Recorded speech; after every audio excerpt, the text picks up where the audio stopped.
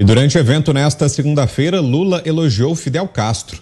Enquanto falava sobre sua voz, o petista relembrou do ditador cubano. Eu tenho tanta coisa para falar. Eu tenho tanta coisa. Se eu pudesse retribuir o que eu ouvi aqui e o gesto de vocês, eu certamente iria derrotar o Fidel Castro na quantidade de horas que ele falava. Não com a competência dele, com a qualidade dele, mas com a minha rouquidão. Após o afago a Fidel, Lula emendou citando que sua fonoaudióloga estava no evento e pediu que ele poupasse a voz. O petista então disse que cuidará e fará discursos menores. Você, Fiuza, 1 minuto e meio. Ô, Vitor, isso aí é um filme de época, né? O Lula é um filme de época. O Lula teve aí a sua função na política, né? Representou certas bandeiras, mostrou... o Lula é muito importante na história porque ele mostrou até onde a impostura pode ir, fingindo que defendia o povo e traindo o povo, né? Seu governo ruinoso, que virou caso de polícia. E é claro que ele está aí, virou, de fato, um bibelô de burguês. É só isso, né? Ninguém vai, né? Esses aí que estão fazendo esses clipes ridículos, né? Vocês são os irresponsáveis. Vocês sabem o quanto o povo sofreu. Vocês fingem defender o povo. Pô, assume aí uma indumentária, né, totalitária, supremacista, elitista, mas fingir que defende o povo. Vocês não sabem o que aconteceu no Brasil, vocês não leram. É cinismo demais. Então, o Lula é isso. O Lula foi, infelizmente, ressuscitado para a história, para estar disputando. Isso o país perde muito, porque o Brasil precisava de uma oposição boa nesse momento.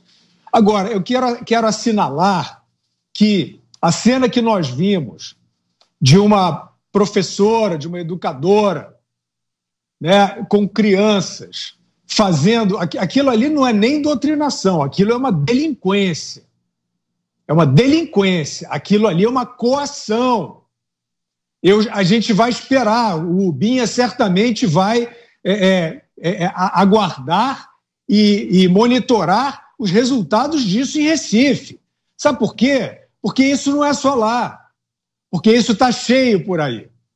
Esse tipo de covardia, como disse o Mota, está cheio por aí, né? E faz parte, e faz fronteira com essas outras covardias de fechar a escola, com essas covardias de impor vacina experimental para crianças, que o Reino Unido, por exemplo, já desistiu, que os riscos não estão determinados.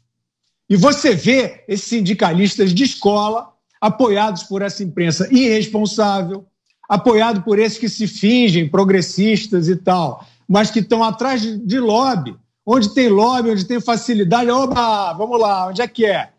Onde é que é a festa? Você acha que eu não conheço vocês? Olha, vocês vão pagar um preço muito alto. Isso que eu falei agora, não só da delinquência, né, intelectual, como na questão de saúde. Vocês estão arruinando. Vocês estão impondo vacinas experimentais, vacinas que levarão anos, com a técnica nova de RNA mensageiro. Vocês estão brincando disso. E vocês vão ter que responder por isso. E já está aparecendo ao redor do mundo, estão aparecendo os dados. Não vai dar para esconder. Não vai dar para jogar para debaixo do tapete. Então é isso que vocês são. Vocês são covardes. São covardes e agora estão atrás do Lula. Realmente é o final feliz da hipocrisia de vocês. Para você, Roberto Mota, sobre essas declarações de Lula que vimos aí em relação a Fidel Castro, que nos diz, Mota, temos 1 minuto e meio. Cuba era um dos países mais desenvolvidos das Américas quando surgiu uma guerrilha e tomou o poder na ilha, e aí Cuba ficou parada no tempo, parada na década de 1950. Rapidamente, os líderes guerrilheiros, entre eles Fidel Castro, se alinharam com a União Soviética e a América ganhou o seu primeiro país comunista. E aí é a história de sempre, né? Um grupinho controlando o poder, se enriquecendo, e a maioria do povo vivendo na miséria. E os intelectuais e os artistas na cadeia. É lá que eles vão parar em todos os regimes comunistas. Artistas e intelectuais só são úteis na hora de tomar o poder. Depois, eles são descartados. Cuba já provocou a crise dos mísseis nos anos 1960, com a instalação de mísseis nucleares russos, quase detonou a Terceira Guerra Mundial. Cuba já financiou atividades terroristas em toda a América, inclusive no Brasil. O dinheiro cubano financiou guerrilha e terrorismo aqui no nosso país. O que a gente vê em Cuba é socialismo, comunismo, progressismo, que é tudo mais ou menos a mesma coisa. Apenas uma boa desculpa para levar para o poder assassinos, criminosos e canalhas. Não há, no mundo inteiro, uma única exceção. 1 minuto e meio, Schelp. Olha, sobre as falas do Lula, a impressão que dá é que a pressa para que se vença a eleição no primeiro turno se deve ao fato de que essas declarações, obviamente, não vão facilitar a vida do Bolsonaro num segundo turno, né? A não ser que a rejeição ao presidente seja tão grande que nada disso faça muita diferença.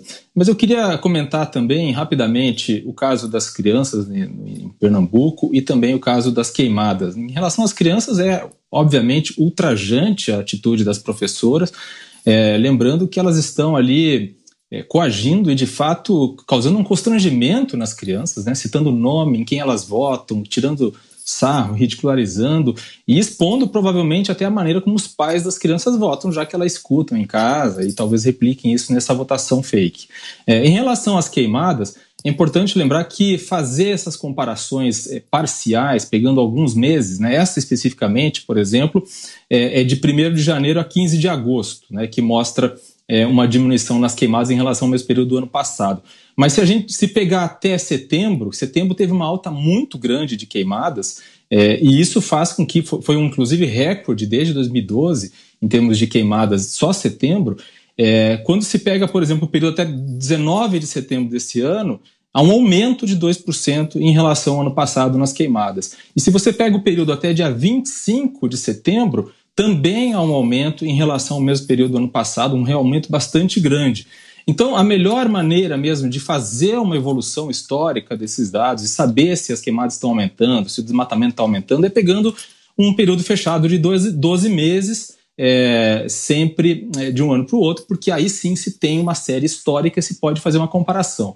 E a comparação que se tem, pegando um período mais longo, de vários anos, é que o ano de 2022 teve, né, uma explosão realmente de desmatamento em relação a anos anteriores, né? Chega a ser, se pegar uma série histórica mais longa, chega a ser 10 vezes maior o desmatamento do que foi em 2012. Então essa é a realidade.